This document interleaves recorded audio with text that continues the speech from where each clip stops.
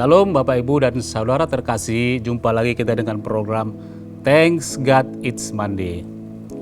Renungan kita hari ini berjudul Kebaikan di Balik Didikan Tuhan. Nats pendahulu kita didasarkan pada Ibrani 12 ayat 7 sampai 11. Ya. Bapak Ibu, kita tahu bahwa Allah itu mendidik seorang dengan berbagai macam cara. Mulai dari tingkat ringan yaitu teguran. Jika teguran itu tidak diindahkan, maka dia naik ke tingkat level yang lebih tinggi, namanya hajaran. Nah, Tuhan bisa membuat kita tidak nyaman dalam hidup ini. Melalui sakit penyakit, melalui ekonomi, dan banyaklah. Karena kemauannya adalah keinginannya. Tapi perlu kita garis bawahi, semua teguran dan didikan Tuhan adalah bentuk kasih Tuhan kepada kita, bahwa Dia mendandakan kita adalah anak-anaknya. Dan yang perlu kita ketahui juga bahwa kita jangan sampai gagal paham untuk menilai maksud dan tujuan teguran Tuhan di balik disiplin yang diberikannya kepada kita. Kita akan belajar 3 hal, apa saja kebaikan dalam didikan Tuhan yang diberikan kepada kita. Yang pertama adalah kebaikan dalam masa depan. Ya, ayat 7 dan 8. Kedua adalah kebaikan pola pikir, ayat 11, dan ketiga adalah kebaikan pelayanan, ayat 10. Kita akan bahas yang pertama Bapak Ibu, yaitu kebaikan dalam masa depan. Saya bacakan ayatnya. Ibrani 12 ayat 7 dan 8. Jika kamu harus menanggung ganjaran, Allah memperlakukan kamu seperti anak. Di manakah terdapat anak yang tidak dihajar oleh ayahnya? Tetapi jikalau kamu bebas dari ganjaran yang harus diderita setiap orang, maka kamu bukanlah anak tetapi anak-anak gampang. Penulis hendak memperbandingkan dua kualitas anak.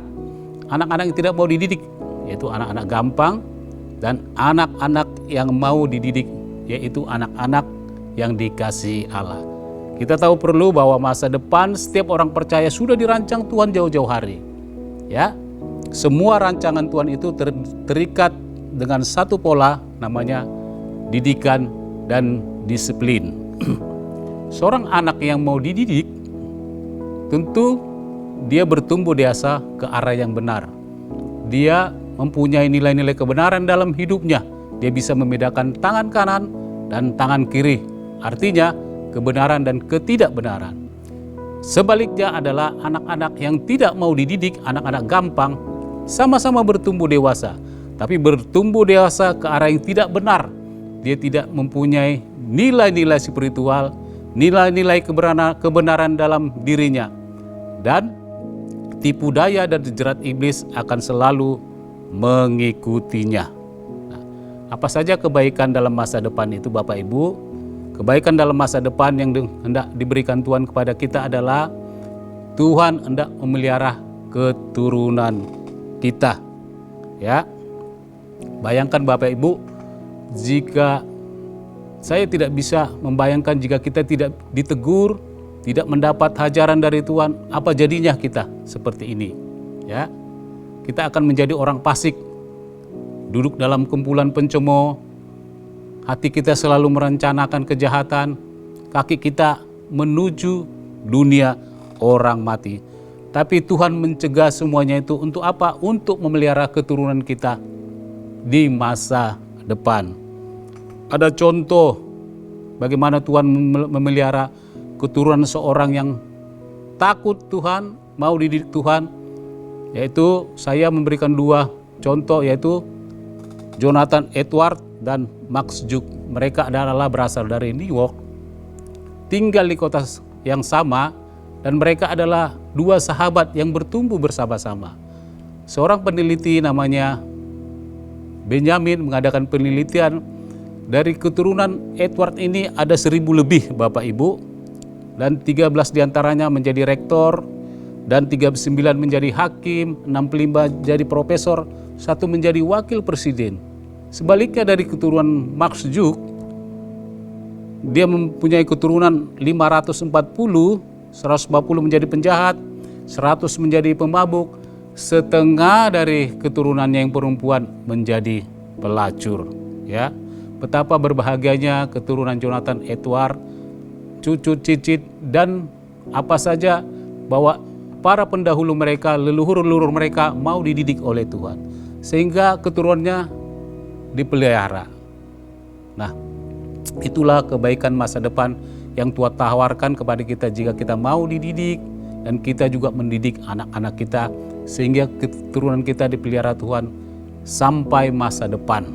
Bapak Ibu yang terkasih, kebaikan kedua adalah kebaikan pola pikir. Ayatnya ada di ayat Ibrani 12 ayat 11, saya bacakan. Memang tiap-tiap ganjaran pada waktu yang diberikan tidak mendatangkan sukacita, tetapi duka cita. Tetapi kemudian ia menghasilkan buah kebenaran yang memberikan damai kepada mereka yang dilatih olehnya. Bapak Ibu, jika kita membaca ayat ini dengan seksama, Allah menawarkan sebuah konsep tentang didikan, yaitu konsep yang ditawarkan Allah adalah dimulai urutannya ada dimulai dengan duka cita, sukacita, dan hasilnya dinikmati di tingkat akhir adalah kebenaran. Nah, seperti apa kebaikan pola pikir itu? Kebaikan pola pikir itu adalah kita berpikir positif. Artinya jangan berburuk sangka terhadap Allah jika terjadi sesuatu dalam kita. Misalnya terjadi sakit penyakit atau masalah ekonomi. Kenapa saya Tuhan? Kenapa tidak orang lain? Stop berkata demikian Bapak Ibu.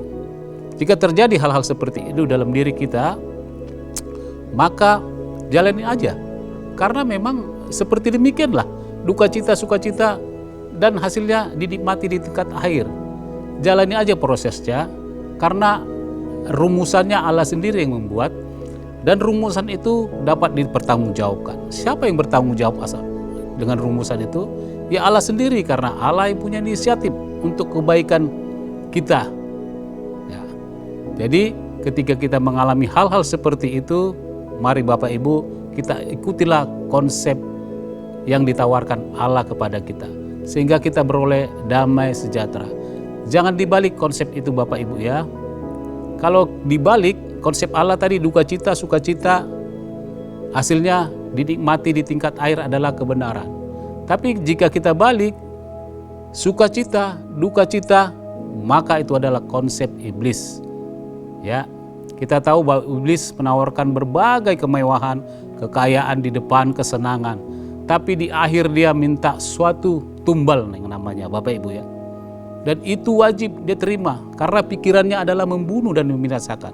Berbeda dengan pikiran Allah. Dia memberikan damai, memberikan hidup yang berkemenangan. Seperti itulah konsep didikan Allah. Mari kebaikan Allah itu kita terima dengan rela hati dan kita jalani jika kita mengalami hal-hal seperti itu. Mari kita berpikir positif, jangan berburuk sangka terhadap Allah. Sekali lagi saya katakan bahwa teguran dan hajaran itu adalah salah satu bentuk kasih Allah, bahwa kita menandakan kita adalah anak-anak Allah. Kebaikan yang ketiga Bapak Ibu adalah kebaikan dalam pelayanan. Saya baca ayat 10. Sebab mereka mendidik kita dalam waktu yang pendek sesuai dengan apa yang mereka anggap baik. Tapi dia menghajar kita untuk kebaikan kita, supaya kita beroleh bagian dalam kekudusan. Dikatakan sebab mereka mendidik kita dalam waktu yang pendek. Siapa mereka itu Bapak Ibu? Mereka itu adalah orang tua kita. Manusia mempunyai batas umur. Bisa 30 tahun dia meninggal, 40 tahun, 50 tahun. Ketika 70 tahun dia sudah melemah secara fisik. Dan terjadilah kelemahan tubuh. Tapi Allah mendidik kita terus menerus. Didikan itu bukan hanya berdasarkan apa yang baik dipandang Allah, tetapi juga melainkan mendatangkan kebaikan bagi diri kita. Jadi ini adalah suatu kebaikan dari Allah. Di ayat tadi juga dikatakan supaya kita mengambil bagian dalam kekudusan. Seberapa penting kekudusan dalam pelayanan? Ya, tentu sangat penting Bapak Ibu, bahwa orang yang melayani adalah harus kudus di hadapan Allah. Dikatakan kita harus mengambil bagian itu, artinya Tuhan menawarkan satu sifat ilahinya ke dalam diri kita. Agar apa? Agar kita bisa menjadi mitra Allah dalam pelayanan Bapak Ibu. Tuhan berkata dalam kitab Imamat 19 ayat 12, kuduslah kamu sebab aku kudus. Orang-orang kuduslah yang menjadi mitra Allah dalam pelayanan. Supaya apa? Supaya pelayanan kita berdampak di kemudian hari dan banyak jiwa dimenangkan. Motivasi kita diluruskan dan kita menjadi berkat bagi orang lain. Nah, kebaikan Tuhan ini harus kita syukuri dan kita jaga agar supaya kita menjadi mitra Allah dimanapun kita berada, dan Dia menawarkan supaya kita mengambil bagian dalam kekudusannya. Sungguh luar biasa ya Bapak Ibu ya, kebaikan Tuhan itu. Kita diperlengkapi agar kita menjadi pelayan yang baik, pelayan yang menjadi berkat. Demikianlah renungan kita pada hari ini tentang kebaikan Tuhan ketika Dia mendidik kita. Kebaikan pertama adalah kebaikan masa depan, Tuhan memelihara keturunan kita. Kebaikan kedua adalah kebaikan pola pikir.